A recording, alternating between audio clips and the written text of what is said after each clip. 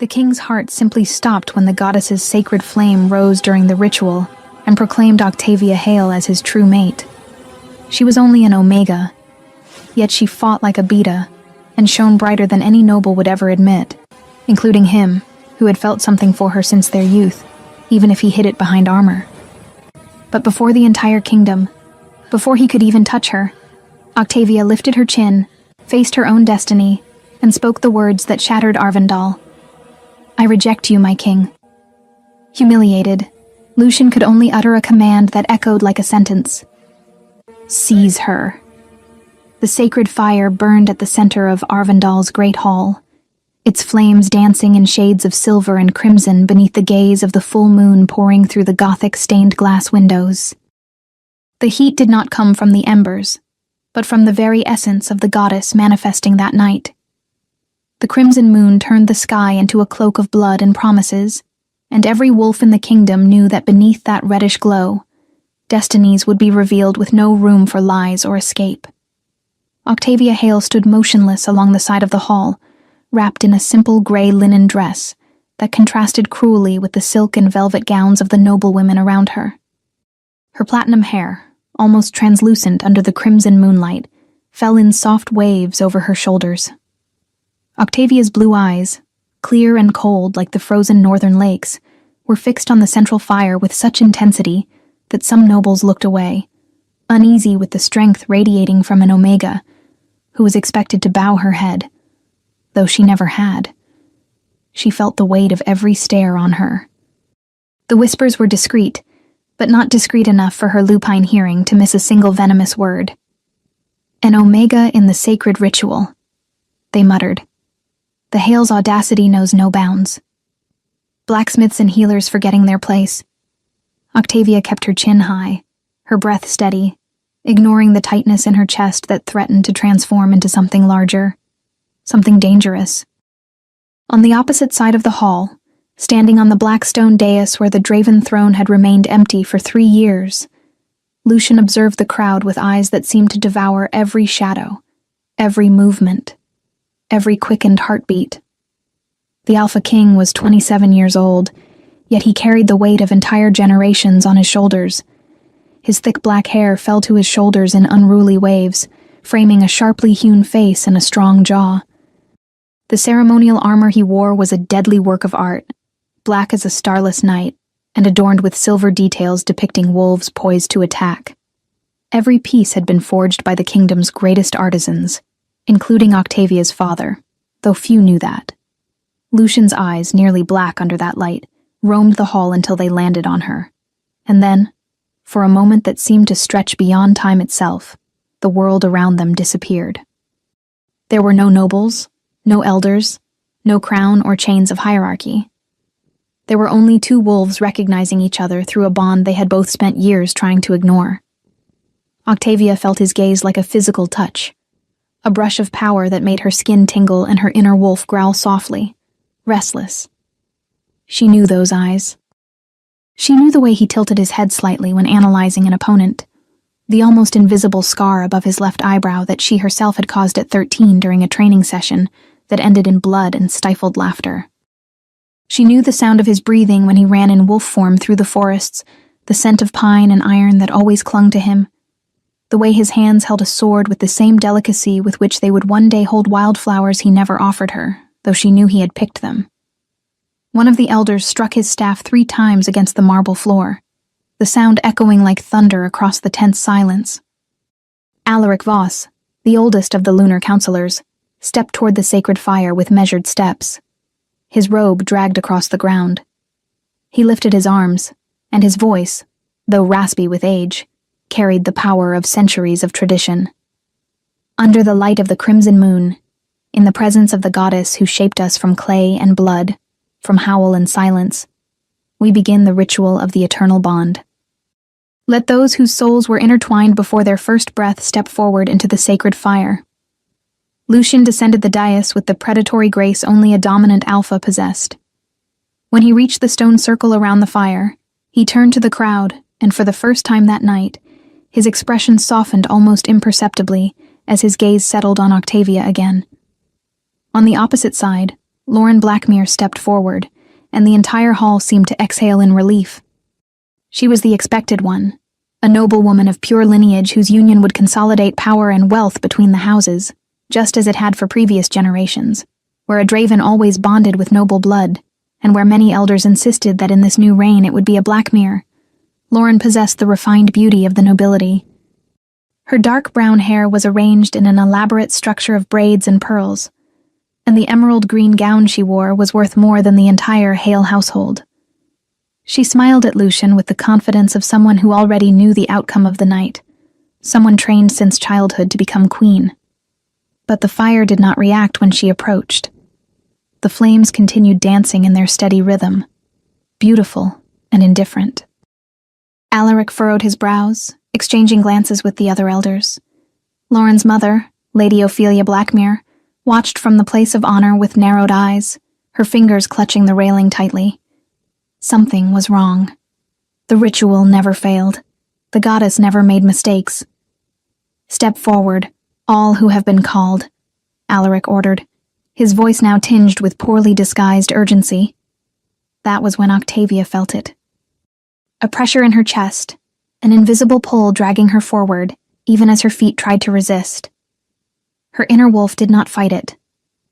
On the contrary, it sang, howled, demanded that she answer the call echoing through her blood like an ancient melody. She took one step, then another, and another. The hall fell utterly silent when they noticed her moving. The nobles recoiled as though she carried a plague, opening a reluctant path toward the sacred circle. Octavia looked at no one. Her eyes were fixed on the fire, or perhaps on the man standing on the other side of it. When she crossed the line of stones and entered the circle, the fire erupted. The flames shot upward in silver spirals that reached the vaulted ceiling, and a celestial sound filled the hall. A chant not born of human throats, but of the very essence of the moon.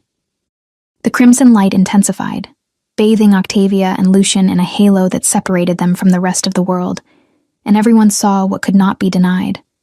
A silver thread of light stretching between them, pulsing, alive, unbreakable. The bond. Lauren stepped back, her face drained of all color. Ophelia rose abruptly, eyes wide with horror and fury. The elders exchanged incredulous looks. And Lucian stood completely still, staring at Octavia as though seeing her for the first time, and at the same time, as though he had always known this moment would come. "This is an outrage," Ophelia's voice ripped through the silence. "An Omega cannot be the king's mate. It violates every law, the very structure of Arvindal." But Alaric raised his hand, silencing her. The elder approached the fire, observing the thread of light connecting the two young wolves, and when he spoke, his voice carried reverence, and something dangerously close to fear. "The goddess has chosen. It is not for us to question her will. The bond has formed, and it is absolute." Lucian finally moved.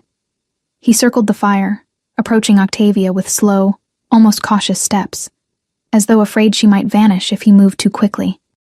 When he stopped in front of her, close enough to feel the warmth of her body, close enough to see the tiny golden flecks in her blue eyes that had always fascinated him during their teenage training sessions, he raised his hand. Not to touch her, not yet, but in a silent offering, an unspoken question echoing through the newly formed bond. Octavia looked at that hand. The hand that had wielded swords beside her, that had helped her stand after brutal falls on the training grounds, that once, just once, had brushed her fingers when no one was watching, and both had pretended it meant nothing. She could feel the bond tugging at her, begging her to accept. And then she saw her. In the far corner of the hall, half hidden in the shadows, stood a figure dressed in black. Morgareth, the sorceress, advisor to the Blackmeres. Her eyes met Octavia's for a brief second, and in that glance lay the reminder of the conversation they had had 3 nights earlier, in the darkness of the Hale Forge. "If you accept the bond with the king, your lineage will be cursed. Madness, plague, and death under the first full moon. Your parents, your grandmother, all Hale blood will perish in agony." Octavia had thought it was a bluff, but seeing Morgareth there, she knew. It was no bluff. It was a sentence. Octavia blinked, pushing back the tears threatening to fall. Her wolf howled in internal protest, tearing her apart from the inside, begging her not to do what she was about to do. She lifted her eyes to Lucian, and in that moment, allowed herself to feel everything she had repressed for years. The impossible love, the deep admiration, the connection that went beyond hierarchy and names. She let him see it, through the bond pulsing between them, through her eyes that had always been far too transparent. "I feel it," she whispered, so softly that only he and the nearest elders could hear. "I feel every fragment of the bond, every promise the goddess wove between us before we were even born." Lucian smiled. It was small, almost imperceptible, but genuine. A smile he reserved only for her, in the rare moments when the masks of King and Omega fell away, and they were simply Lucian and Octavia, two wolves who understood each other without words. "Then accept it," he said, his voice rough with restrained emotion. "Accept the bond, and I swear by the goddess that nothing and no one will ever make you bow again." Octavia closed her eyes. The pain ripping through her chest was physical, a crushing weight threatening to tear her apart. But when she opened them again, only cold determination remained in those blue eyes so many had underestimated. "I reject you, my king." The words left her lips firm, clear, impossible to misinterpret. And the effect was immediate and devastating. The sacred fire extinguished, as though an invisible hand had smothered it. The silver thread of light connecting them twisted, screaming silently, before shattering into 1,000 fragments that vanished into the air. A mystical roar echoed through the hall, so deep it made the stone walls tremble. Lucian staggered back as if he had taken a physical blow. His hand flew to his chest, clutching the armor over a heart that suddenly felt as though it had been torn out and shoved back and broken. He looked at her, and for the first time since he had become king, Octavia saw something in his eyes she had never imagined she would see there. Pure agony and absolute incomprehension. "Why?" The word left him as a low, dangerous growl. Octavia did not answer. She could not. If she told the truth, the curse would fall on them all anyway. If she lied, he would see straight through her. So she did the only thing left to do. She kept silent and allowed him to believe the worst. The elders erupted into protests and exclamations. Alaric shouted about blasphemy and betrayal of the goddess. Others demanded immediate punishment. Ophelia smiled, and her smile was so cruel it seemed to slice through the very moonlight. Lauren stepped closer to Lucian, placing a delicate hand on his arm in a carefully calculated gesture of comfort. But Lucian was not looking at anyone else. His eyes were fixed on Octavia, and in them there was a mixture of fury, pain, and something deeper. Something that felt like a betrayal so visceral, it stole the air from his lungs. "Guards!" His voice rang through the hall, cold as ice and sharp as a blade. "Seize her." 4 guards approached, grabbing Octavia by the arms with unnecessary force. She did not resist. She held herself straight, dignified, even as they dragged her down the marble corridors under the satisfied gazes of the nobles and the poisonous whispers that followed her like shadows. Lucian climbed back onto the dais, and when he turned to face the court, his expression was that of a king wounded in the deepest part of his pride. "Let it be proclaimed throughout all of Arvindal. The name Octavia Hale is banished from this kingdom. No wolf may speak it within the palace walls without facing my wrath. She will be taken to the Greylands at dawn, and should she ever return, she will face death." The silence that followed was the silence of a funeral. Octavia was dragged to the dungeons, and as she descended the stone stairs into the depths of the castle, she allowed herself a single tear. Not of regret, but of mourning for the love she had chosen to sacrifice to protect those she loved. In the cold, damp cells, Octavia spent the night watching the crimson moon through the small barred window. The goddess offered her no comfort, no explanations, only silence. And when dawn finally painted the sky in gray and pink, they set her on a horse and escorted her beyond the borders of the kingdom, to the Greylands, where the exiled and the forgotten built lives in the shadows of what had once been glorious. The Greylands had not earned their name by chance. It was not only the perpetual mist that hung over the hills like a mourning veil, nor the ashen soil where little grew beyond weeds and twisted shrubs. It was the very essence of the place, as if color itself had been drained from the world, along with the hope of everyone who ended up there. The air carried a metallic taste, mixed with the smell of wet firewood, and the poverty that had settled over those forgotten lands like a second skin. Octavia rode for 3 days before reaching the first settlement. The horse the guards had granted her was old and exhausted, with jutting ribs and dull eyes that reflected the same weariness she felt deep in her bones. When she finally dismounted at the entrance of a village whose name she did not even know, her legs trembled, and she had to lean on the animal for several long minutes before she could walk. The village was made up of perhaps 40 or 50 structures, if they could even be called that. They were more like shacks of rotting wood, thatched roofs patched with rags, walls that let the icy wind slip through every crack. People stared at Octavia with a mix of curiosity and suspicion.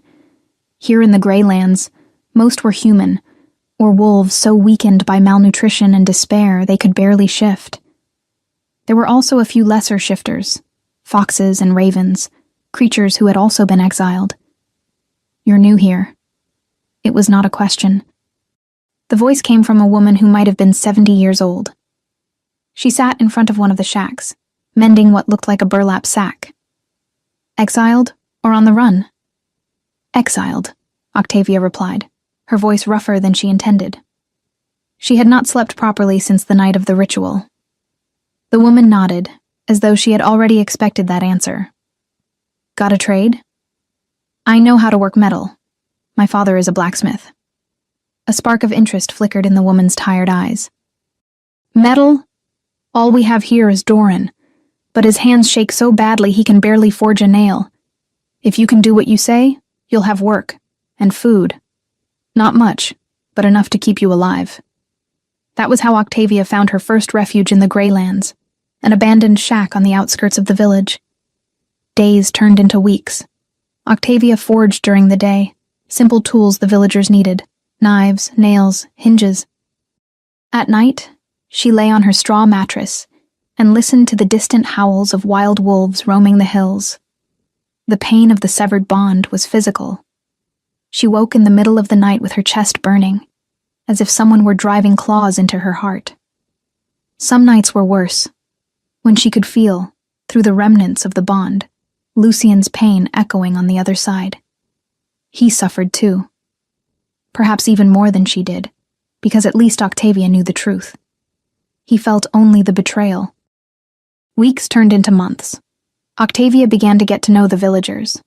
There was Elian, a young fox shifter with mischievous golden eyes who tried to crack jokes even when there was nothing to laugh about. Mira, the woman who had taken her in on the first day, turned out to be a former healer banished for using forbidden magic to save a child. Doran, the old blacksmith with trembling hands, told her between sips of watery beer how he had once been a master armorer in the capital until a false accusation of theft destroyed his life. Everyone in the Greylands had a story. Octavia listened, and with every story, a cold anger began to grow in her chest. It was not just about her and Lucien. It was about an entire system that crushed the weak and elevated the cruel. It was on a new moon night, 3 months after her arrival, that Octavia began to notice something disturbing. Groups of royal guards passed through the Greylands with increasing frequency, not to keep order, but to collect absurd tributes. They tore away the little the exiles had, claiming direct orders from the crown. When anyone tried to resist, the punishment was brutal and public. Octavia watched as they took half the grain harvest from a family already starving. She saw them burn down the shack of a man who refused to hand over his last coins. And she heard, from drunken guards, speaking too loudly in the village's makeshift tavern, that everything was being done in the name of King Lucien Draven, that the orders came directly from the palace. But something did not add up. Octavia had known Lucien since childhood. She had seen him share his own food with younger trainees, defend servants from unjust punishments, train endlessly not to dominate, but to protect. The man she knew would never order such cruelty against the weakest in his kingdom. Unless he did not know. The suspicion began small. The guards always mentioned orders signed by counselors, never directly by the king. They spoke of Lady Ophelia Blackmere as the true voice of reason at court, of how she had convinced the king that drastic measures were necessary to strengthen the realm. Octavia started paying closer attention. She discovered that the Grey Lands were not the only ones suffering. Other territories, those far enough from the capital that the king never visited personally, were being systematically exploited. The people starved, while entire storehouses of grain were sent not to the royal army, but to private Blackmere estates. She began asking questions, discreetly. She spoke with passing merchants, discontented guards, servants who had fled the palace. And slowly, a terrifying picture began to emerge. The Blackmeres were not just influencing the court. They were systematically undermining the kingdom, building their own power in the shadows. Meanwhile, in the gilded halls of Arvindal, Lucian Draven barely recognized the man he saw in the mirror. Months had passed since the ritual, since he had banished the only woman he had ever loved. Lucian had believed that day that he had finally been blessed by the goddess, that the impossible love he had carried in secret since adolescence had been revealed as his fated mate. But the blessing turned to torment in the same instant Octavia rejected him. He did not sleep. He could not. Every night, he lay in his chambers while the servants kept a respectful distance, and felt the absence of the bond like a phantom limb, something that should have been there, but had been brutally severed. Lauren Blackmere was always present now. After the disaster of the ritual, the council had pushed for a new union, one that would be politically solid. Lauren was beautiful, well-educated, knew exactly what to say and when to remain silent. On paper, she would make a perfect queen. But when Lucian looked at her, all he saw was the void where someone else should be. My king. Lauren approached him in the throne room, where Lucian pored over endless documents about taxes and territorial disputes. I brought the tea you are so fond of. I thought it might help with your difficult nights. Lucian accepted the cup without truly seeing her. His eyes skimmed a document about tributes from the Grey Lands, but the words would not settle in his mind. His inner wolf was restless, growling low, dissatisfied with everything. With the absence of the bond. With Lauren's presence. With the decisions the council increasingly made without consulting him. The elders asked me to remind your majesty about the betrothal, Lauren continued. It has been months. The people need stability. Hope. I will give my answer when I am ready, he replied, his voice colder than he intended. Lauren bowed gracefully and withdrew, but not before Lucian caught the flash of irritation in her eyes. She was losing patience. The Blackmeres were losing patience. And something in that realization made Lucian's wolf go on high alert. It was then that Bran Thorne, his captain of the guard and friend since childhood, entered the hall with a grim expression. We need to talk, Bran said quietly, glancing around to make sure they were alone. In private. They withdrew to Lucian's private chambers, a room at the back of the castle where even the servants did not enter without explicit permission. Bran closed the door and activated a silence charm that prevented any sound from leaving the room. The orders being carried out in the Grey Lands and the northern villages, Bran began bluntly. They were not signed by you. Lucian frowned. Of course not. I delegated those administrative matters to the council, as I always have. And the council is using your name to commit atrocities. Bran pulled folded parchments from his coat. I managed to get copies of some orders, entire families being evicted, harvests confiscated well beyond legal tribute, men imprisoned for debts they do not owe. All in your name, Lucian. The people think you are the one ordering this. Lucian took the documents, and the more he read, the more his fury grew. These were not administrative measures. They were systematic exploitation. Organized cruelty. Who is signing these orders? The elders, Lady Ophelia, her son, Silas Blackmere. Bran hesitated. Lucian, the Blackmeres are building a private army. Small for now, but growing. They control the moon-silver trade. They have monopolized the northern routes.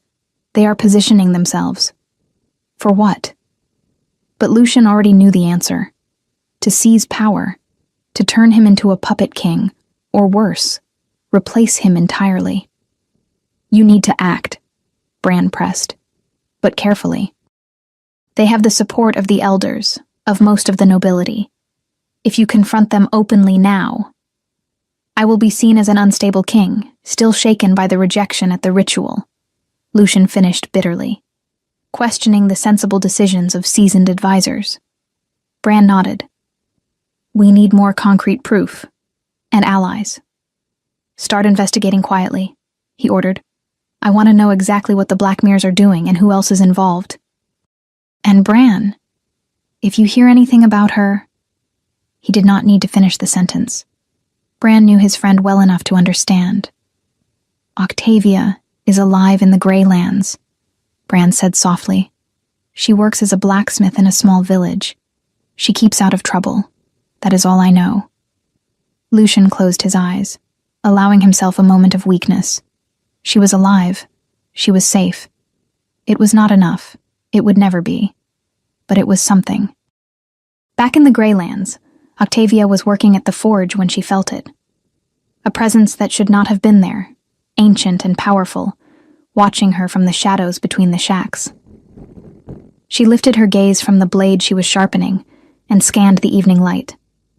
The mist was thicker than usual, swirling in patterns that were not natural. And then she saw her. A figure emerging from the fog as though made of it. An old woman, but not a fragile one. Her hair was white, braided in intricate patterns that Octavia vaguely recognized as ancient symbols of protection. Her eyes were such a pale blue they seemed silver, the exact same shade as Octavia's. The old woman approached without a sound, her bare feet barely touching the muddy ground. She stopped a few steps from the forge, studying Octavia with an intensity that made the young wolf feel completely exposed. You must return, daughter of the moon. Her voice was deep, resonant, carrying echoes that did not come only from a human throat. The kingdom bleeds, and your name has been stolen.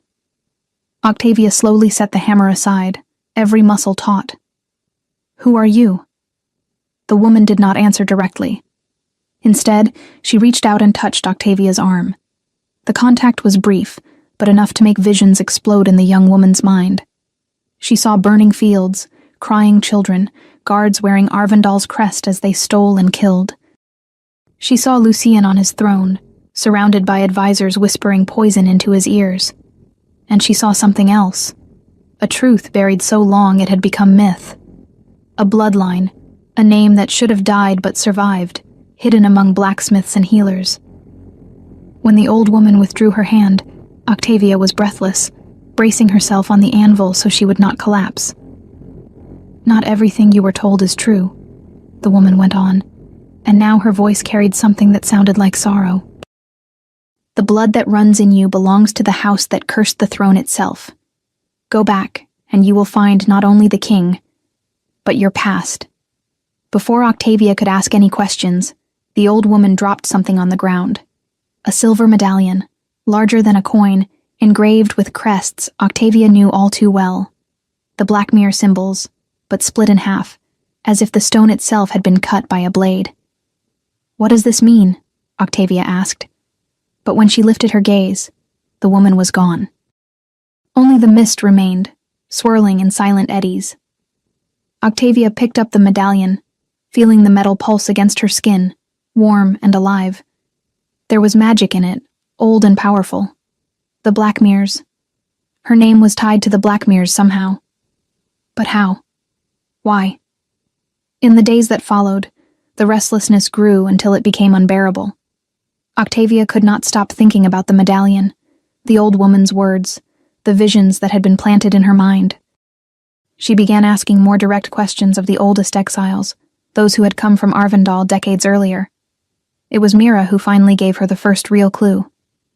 There is a blacksmith in the mountains, she said one night as they shared a thin stew by the common fire.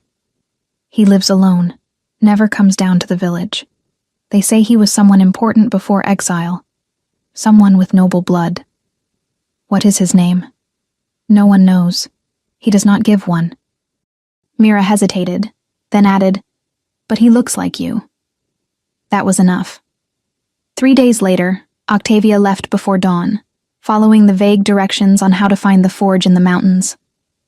When she finally found the forge, the sun was already setting, painting the sky in shades of red and gold. Octavia stopped at the entrance, watching the figure working inside. He was a tall man, broad-shouldered, marked by decades of hard labor. His hair was gray, nearly white, tied back in a low tail. But when he turned, sensing her presence, the man let the hammer fall.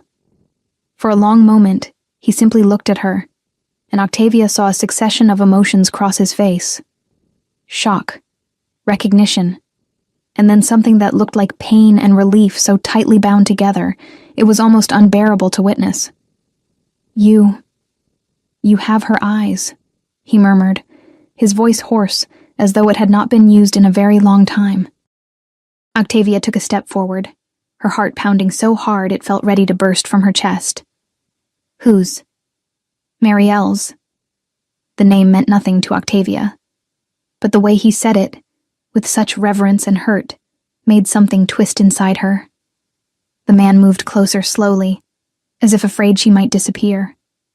His large, calloused hands trembled slightly when he raised them, but he stopped before touching her, respecting her space. "I am Leoric Blackmere," he said at last, and the surname dropped between them like a bomb. "Your father." The world seemed to tilt under Octavia's feet. She stepped back, shaking her head, denying what she had just heard. "That is impossible. My parents are the Hales, blacksmiths. They have raised me since I was a baby. And they loved you as a true daughter," Leoric said, his voice breaking. "I bless them for it every day. Without them, you would have died the same night you were born." He gestured toward the inside of the forge. "Come in, please." Inside the forge, surrounded by the heat of the coals and the comforting smell of metal and charcoal, Octavia sat on a bench while Leoric prepared tea. His hands still trembled, and she realized it was not from age, but from contained emotion. "Marielle was my wife," he began, staring into the furnace flames as if he could see the past dancing there. "The most beautiful woman who ever lived, not only in looks, but in spirit. She had this same silver hair, these same eyes that carry the moon. She was noble by birth, but her heart bled for the weak. When she became pregnant with you, it was the happiest day of my life, but it was also the beginning of the end." Leoric paused, pain etched into every line of his face. "My sister Ophelia saw your birth as a threat. She was always obsessed with power, ruled the house even while our father still lived. When Mariel became pregnant, Ophelia went to Morgareth, the Witch of the East. The name made Octavia shiver. The same witch who had cursed her. Morgareth had a vision," Leoric continued, his voice growing tighter. "She said that a child born under the crimson moon, with pure Blackmere blood and silver eyes, would be chosen by the goddess to join with the throne, and that this union would destroy the power the Blackmeres had amassed through generations of political manipulation." Octavia swallowed hard. "So she decided to kill me. She decided to kill all of us." Leoric closed his eyes.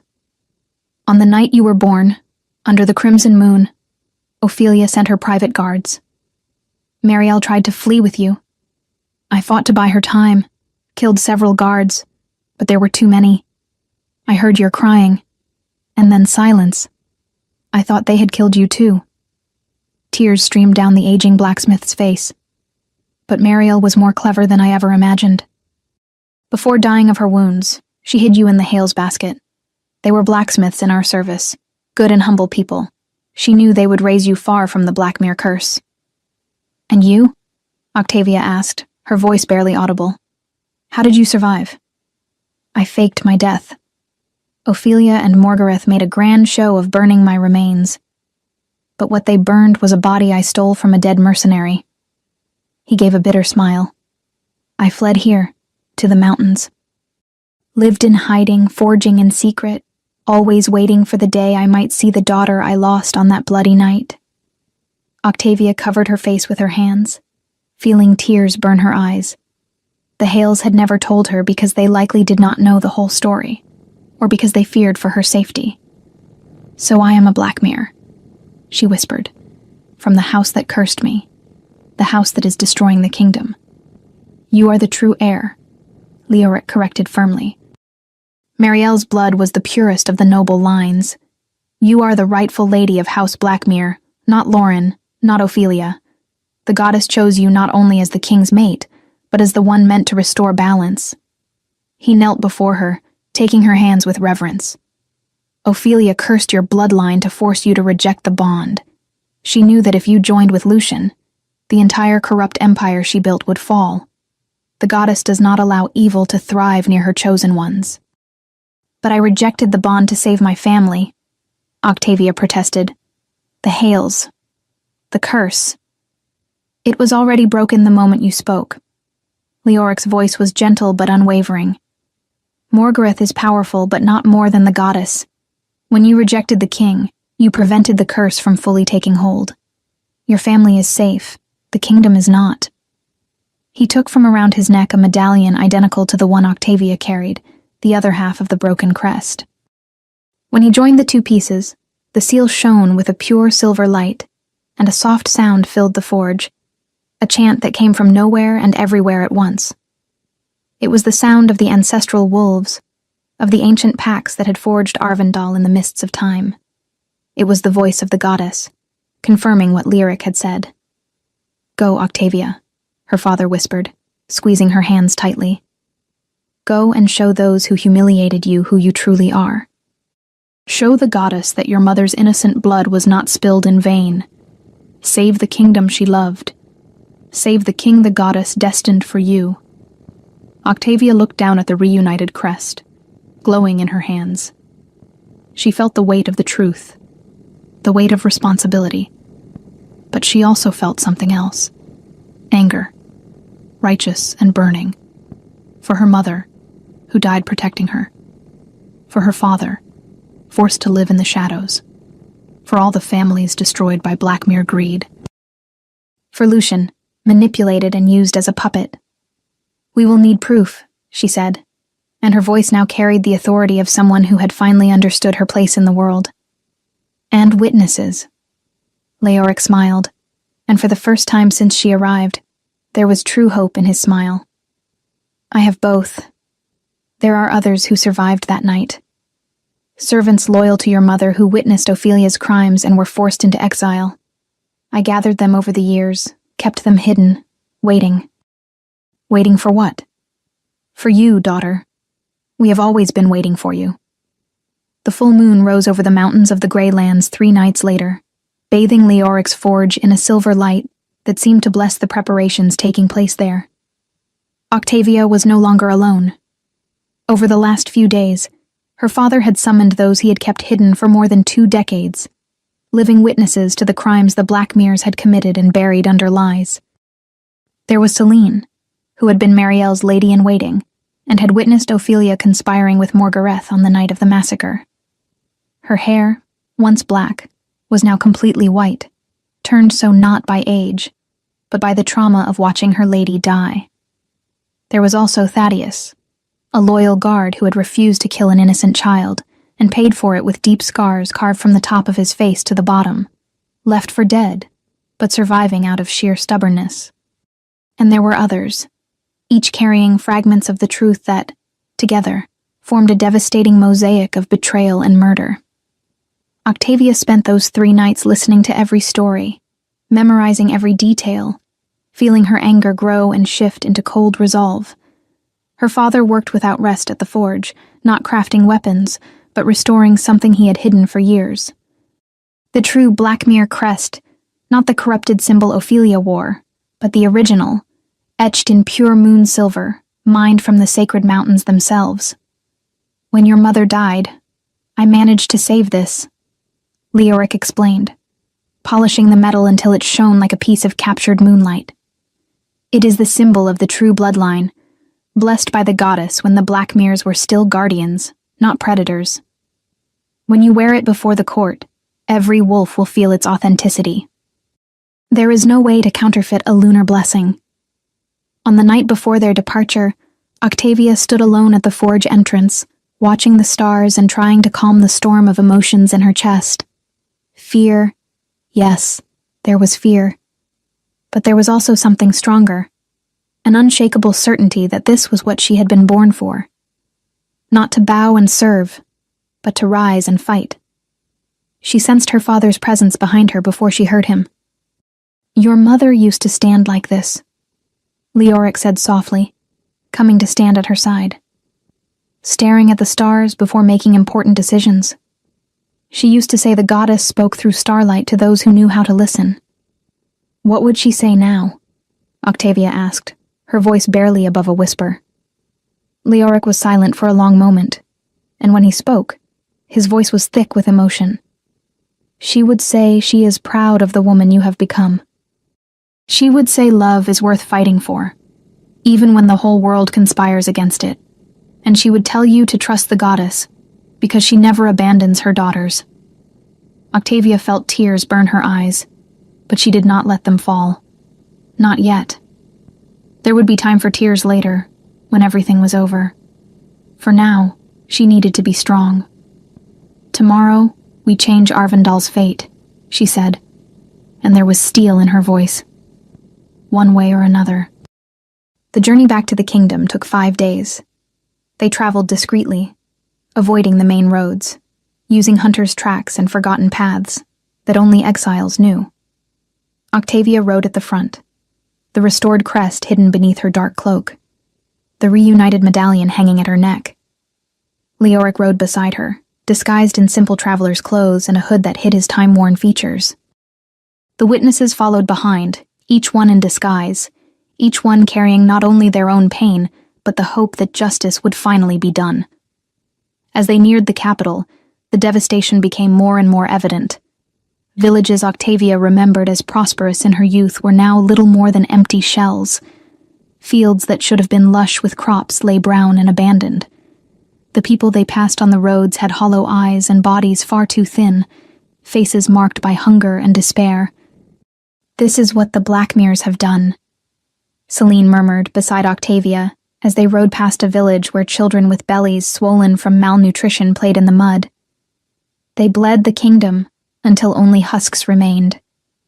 Octavia tightened her grip on the reins so hard her knuckles turned white. Every scene of suffering fed the fire burning inside her, not blind vengeance, but necessary justice. They reached the outskirts of the capital on the eve of the royal wedding. News had spread quickly, whispered by merchants and travelers. King Lucian Draven had finally yielded to the council's pressure, and would marry Lady Lauren Blackmere in a grand ceremony meant to cement the noble house's hold over the kingdom. The entire aristocracy was present, all the pack lords, all the important houses. It would be the event of the century, and it would also be the perfect stage for the truth to finally come to light. Octavia and her group blended in with the servants pouring in to work the banquet. There were so many people entering and leaving the palace that it was relatively easy to go unnoticed, especially for those used to being invisible. The nobles never really paid attention to the faces of those who served them, and that arrogant blindness would be their downfall. Inside the palace, every step felt like a knife to Octavia. She knew these corridors, these halls. She had raced through them as a child, escaping angry tutors. She had trained in the courtyards where guards now marched, preparing for the ceremony. And she had dreamed, in her most secret adolescent fantasies, of one day walking through those doors not as a servant, but as something more. The irony was so cruel it was almost laughable. They hid in a storage room in the lower levels of the castle, a forgotten place where old weapons and unused armor gathered dust. There, they waited for night to fall, and the final preparations to begin. Octavia used those tense hours to prepare herself mentally. "Are you ready?" Leoric asked, placing a hand on her shoulder. "I am," she answered, and she believed it with every fiber of her being. The great hall of Arvindal had never looked more magnificent. Thousands of candles lit the space, their flames reflected in stained glass that told the story of the wolves from creation onward. Garlands of white flowers, rare and costly, were twined around the marble columns. The tables groaned under the weight of enough food to feed an entire village for months, while outside the palace walls, people starved. The nobles were all present, dressed in their finest silks and jewels, laughing and drinking as if the world were not collapsing around them. The elders occupied their places of honor, with Alaric Voss at the center, his ceremonial robe so white it almost hurt to look at. And on the main throne, Lucian Draven watched everything with eyes that had lost their light. He wore the full armor of a king, but Octavia, watching from the shadows near the servants' entrance, saw only a broken man desperately trying to hold himself together. Lucian looked different, exhausted, as if the weight of ruling alone, without the bond that should have sustained him, had been eating him alive from the inside. His gaze swept the hall without truly seeing anything, and when it briefly flicked toward where Octavia stood hidden, she felt such a sharp pain in her chest that she had to lean against the wall to keep from stumbling. The bond. Even shattered, even rejected, there were still fragments of it, echoes whispering through the emptiness where the full connection should have been. She felt his pain, his crushing loneliness, the sensation of drowning in a sea of responsibilities with no anchor. Hold on a little longer, she thought, as if he could hear her through those fragile remnants. Just a little longer. Lauren Blackmere entered then, and the entire hall sighed in admiration. She was stunning, there was no denying it. The white gown flowed around her like water, embroidered with pearls and silver threads that caught the candlelight. At Lauren's side, Ophelia walked with the bearing of someone who already saw herself as the true ruler. She wore emerald green, the traditional Blackmere color. Her smile was as sharp as a blade, and her eyes swept the hall with the satisfaction of a predator that had finally cornered its prey. The elders began the ceremony. Alaric spoke the traditional words about union, strength, and the continuation of the bloodline. Lauren stepped closer to Lucian, extending her delicate hand to him. And the king, moving like an automaton, began to lift his own hand to accept it. That was when the hall doors opened. Not with violence, but with a solemnity that made the sound echo like thunder in the silence that followed. Every eye turned to the entrance, and what they saw drove the air from the room. Octavia walked down the central aisle slowly, each step measured, every movement deliberate. The candlelight seemed to gravitate toward her, making her silver hair gleam like liquid metal. Her blue eyes catch and reflect the light, until they seemed almost luminous. Behind her, Leoric walked with his hood shadowing part of his face. The witnesses followed in a line, each one carrying the weight of their own story. The hall erupted in murmurs. Some recognized Octavia, the banished Omega whose name could not be spoken. "Who dares interrupt the sacred union ceremony?"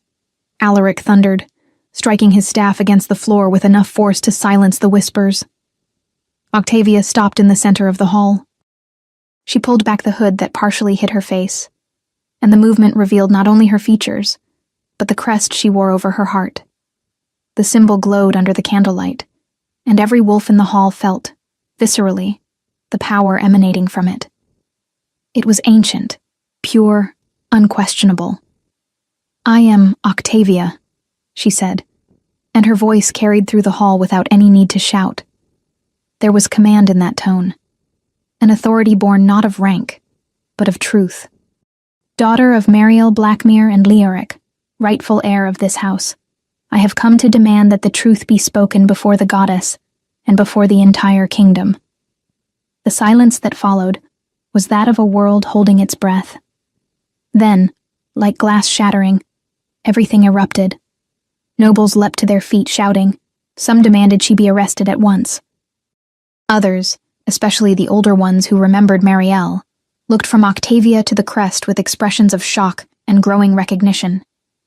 The elders exchanged frantic glances, unable to decide whether they should intervene or allow this to continue. But the strongest reaction came from Ophelia. She rose so abruptly her chair crashed backward with a loud bang. Her face, usually so controlled, was twisted into a mask of fury, and something that looked dangerously close to panic. Lies. Her voice cracked through the air like a whip. My brother is dead. This woman is an imposter, a desperate Omega trying to cling to a bloodline that is not hers. Leoric stepped forward, pushing his hood all the way back and letting the candlelight fall over his face. The entire hall gasped. There was no denying it, no looking away. That was Leoric Blackmere, older now, marked by time and exile, but unmistakably alive. Dead men do not bleed, sister, he said, and there was so much weight in those words they fell like stones. But the living can testify. They can speak truths you buried under 23 years of lies and blood. Ophelia took a step back, and for the first time since Octavia could remember, the Blackmere matriarch actually seemed shaken. But she was far too seasoned, had survived too many political wars to fall that easily. Witnesses can be bought. Stories can be fabricated, she shot back, regaining part of her composure. Where is the real proof? Where is anything beyond words and a crest any skilled blacksmith could have forged? And you are not my brother. My brother is dead. That was when Celine stepped forward. The former lady-in-waiting had tears streaming down her face, but her voice was steady when she spoke. I was there that night. I saw Lady Marielle running through the corridors with the baby in her arms. I saw the guards you sent after her. I heard her screams when they caught her. She pointed a trembling hand at Ophelia. And I heard you, Lady Ophelia, telling Morgareth not to leave a single witness alive. But I lived. I hid in the kitchens between the wine barrels, and I heard everything. Thaddeus came next, the scars on his face looking even deeper under the dramatic candlelight. I was a guard of House Blackmere. I received direct orders from Lady Ophelia to kill a newborn child. When I refused, she herself took a dagger and cut me, saying I would be an example to anyone who dared question her commands. He turned his head, revealing the marks that ran from his forehead to his chin. These scars are the seal of her cruelty. Then someone no one expected stepped forward. It was Elian, the young fox shifter from the Greylands, his golden eyes now serious, stripped of any hint of the usual lightness he carried. He held a yellowed, stained piece of parchment in his hands. I am from the Greylands. His voice was firmer than his thin body suggested. I watched my family and my neighbors be destroyed. This parchment, he lifted it for all to see, bears the royal seal. It says that by order of King Lucian Draven, half of our winter harvest was to be seized. When we tried to explain we would not have enough food to survive the cold, the guards burned our cabin. They said it was the king's order to punish anyone who questioned the crown. He took a few steps toward the throne, his eyes locking on Lucian. But it was not you, was it? You never gave that order.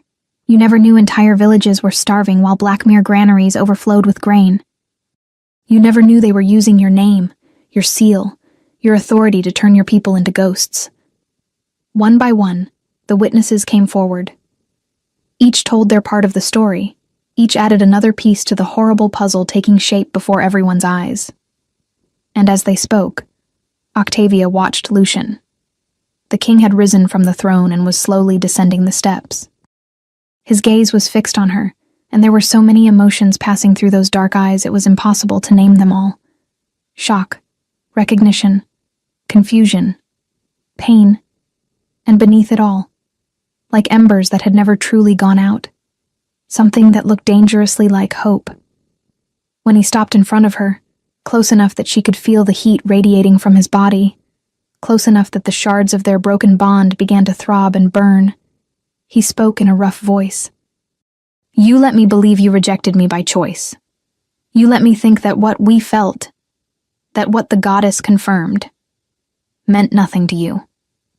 Octavia met his eyes, finally allowing herself to be vulnerable, finally letting him see past the defenses she had built. Morgareth came to me 3 days before the ritual. She said that if I accepted the bond, my family would be cursed. Madness, plague, and death under the first full moon. I could not let the people who raised me, who loved me, suffer for something I did. So you sacrificed me. I sacrificed the happiness of two, to save the lives of many. Her voice cracked. But never, not for a single second, was it because I felt nothing for you. And I am not just talking about the bond. I have always wanted you. The silence that followed was so charged with emotion that even the most cynical nobles seemed reluctant to break it. But then the Alpha King spoke, his voice carrying unquestionable authority. Ophelia Blackmere, and all those who conspired to corrupt my kingdom and destroy what the goddess blessed, you are under arrest for treason against the crown, for the murder of noble blood, and for crimes against the moon goddess herself. He turned to the elders. Alaric, convene a formal trial. I want every crime recorded, every witness heard. And I want the truth proclaimed in every town, every village, every corner of Arvindal.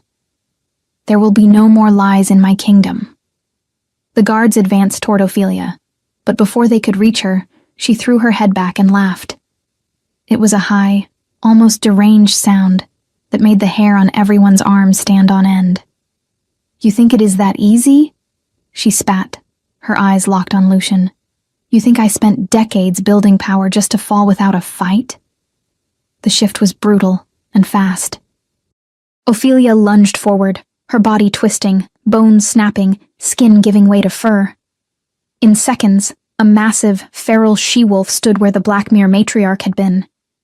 Her eyes glowed red, not with the goddess's power, but with something darker, tainted by Morgareth's magic.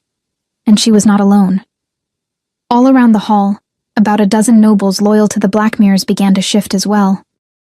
Wolves, all of them, larger and more vicious than they ever should have been, their bodies swollen and warped by the dark magic Morgareth had been weaving into their veins for years. It was a private army, kept as a last resort, prepared for this exact moment. "Kill the king!" Ophelia howled, her voice carrying even in wolf form. "And the bastard who dares call herself Blackmere!" The hall erupted into chaos.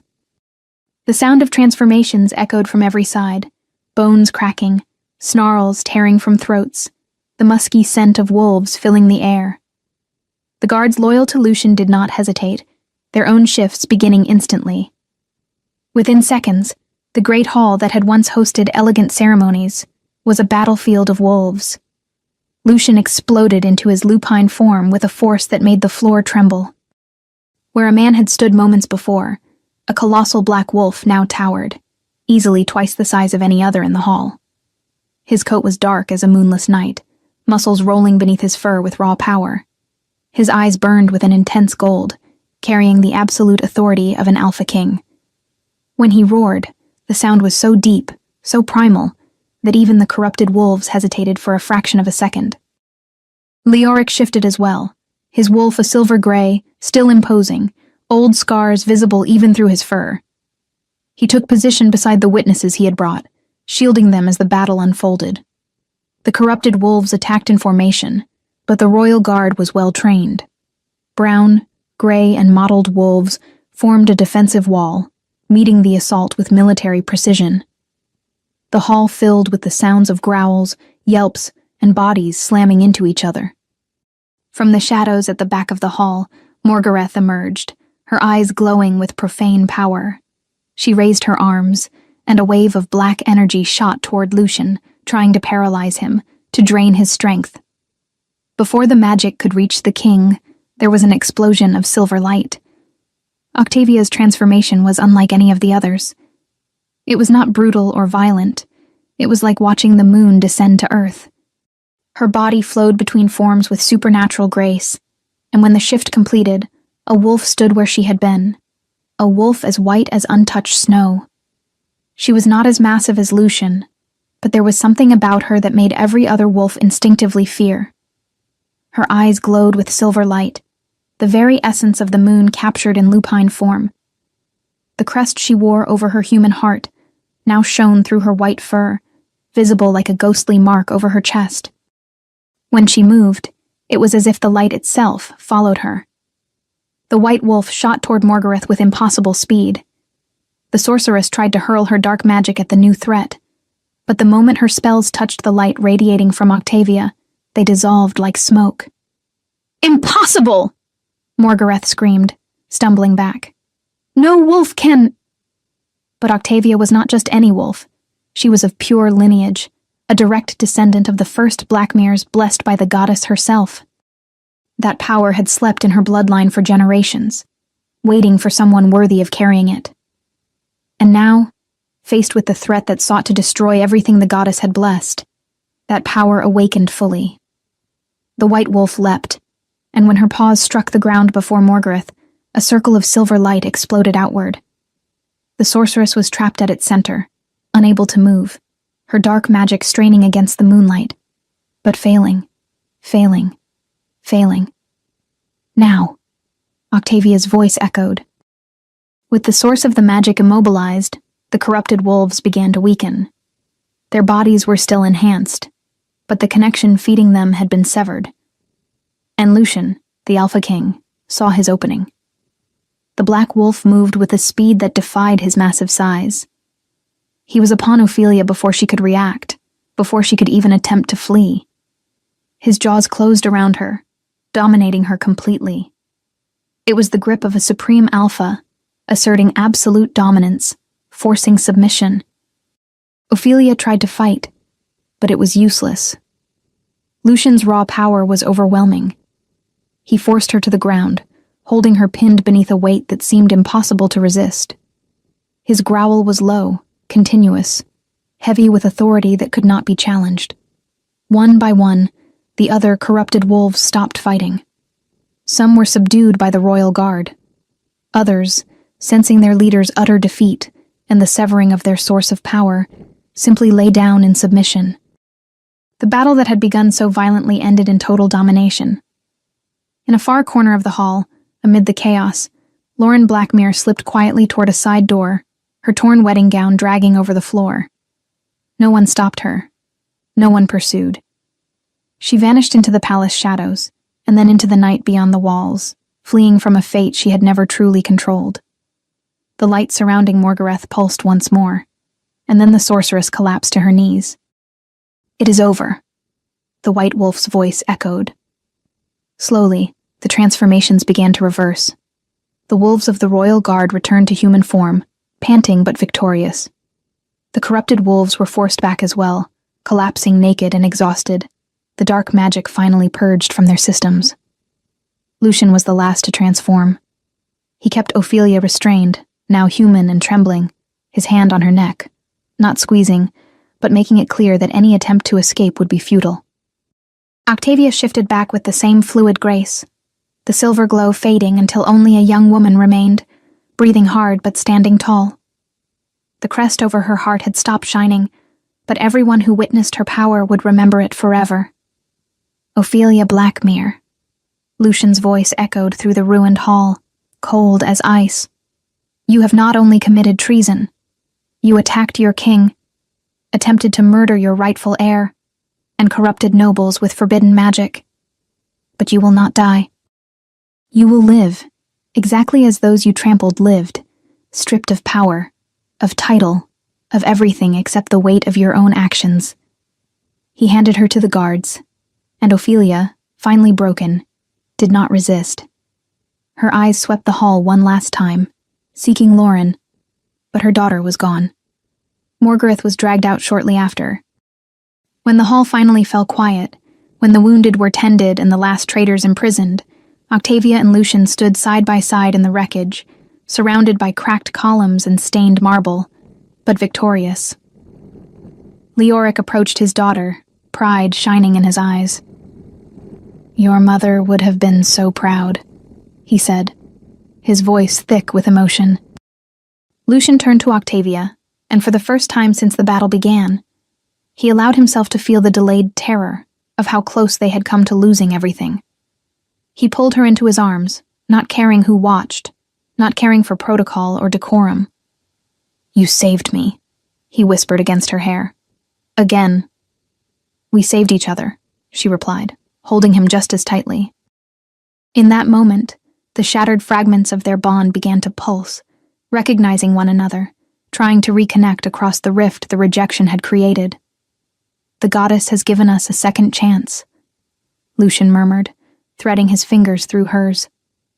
He knelt before her, right there in the center of the great hall of Arvandal, under the eyes of all who remained. A king kneeling, not in submission, but in acknowledgement of something greater than pride or hierarchy. Octavia Blackmere, daughter of Mariel and Leoric, rightful heir, chosen of the moon goddess. His voice was firm but thick with emotion. Do you accept to rebuild the bond that was broken? Do you accept to walk beside me as my queen and my mate? Octavia looked at him, at the man she had loved long before she understood what love was, at the king who needed her as much as she needed him. She felt the bond throbbing between them, begging to be restored, to become whole again. Yes, she whispered, then louder, for all to hear. Yes, my king. The bond surged to life, not as before, gradual and uncertain, but all at once, complete and absolute. And when they kissed, it was as if the entire world exhaled in relief. It was a kiss that carried months of suffering, years of repressed love, decades of destiny fighting to be fulfilled. It was everything that should have happened on the night of the crimson moon, but which cruelty and fear had denied them. The wolves present howled, not in pain or war, but in celebration. The sound echoed through the palace corridors, spilled out the windows, and reached the city beyond the walls. And throughout Arvandal, wolves of every pack felt the shift in the air, the promise that better days had begun. When they finally pulled apart, both breathless, Octavia rested her forehead against his. We have a great deal of work ahead, she said, a kingdom to rebuild. Alaric stepped forward among the rubble, leaning heavily on his staff. He looked around the great hall, the cracked columns, the stained marble, the shattered glass, and then at the couple standing at the center of it all. The goddess has curious ways of revealing her will, he said, with a weary trace of humor in his voice. But no one can deny what we witnessed today. Octavia Blackmere, true heir, bearer of the lunar blessing. Lucian Draven, Alpha King. You were tested in ways no pair should ever be, and you triumphed not through strength alone, but through truth. He struck his staff 3 times against the fractured floor. Let it be known, this union is blessed by the goddess, sealed in battle, proven through sacrifice. Let no earthly or celestial power dare separate you again. And in the mountains surrounding Arvandal, wolves of every pack howled, sensing through the collective bond that something fundamental had shifted. The corruption that had poisoned the kingdom for decades had finally been purged. The truth had finally prevailed. And at the center of it all, 2 souls the moon had always known belonged to one another were finally, unquestionably, united.